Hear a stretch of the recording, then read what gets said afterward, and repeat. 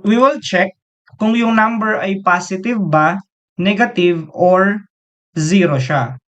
So, paano ba natin gagawin yon? So, magkakaroon lang tayo ng if dito sa loob, and then number is greater than zero. So, ibig sabihin, number na mag-i-start into 1 hanggang pataas na number, positive, ang sasabihin natin ay Cout positive number. Yan, and then, end line tayo dito. Okay, so ngayon, magkakaroon naman tayo ng else if.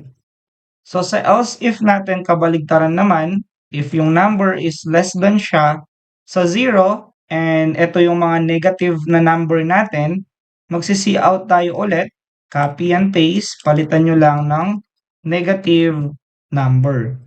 Now, ito na yung positive nyo, ito na yung negative nyo.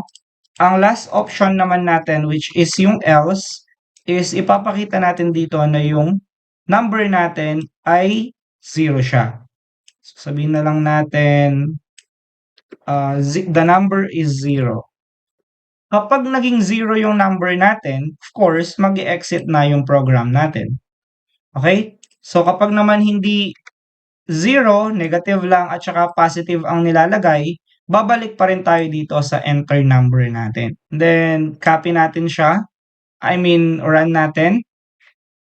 So, enter number, let's say 20. So, positive number siya. Say, sabihin natin 90. Positive number, lagay naman natin negative 90. O, negative number siya. Lagay natin negative 5. So, negative number pa rin. So, lagay natin 0.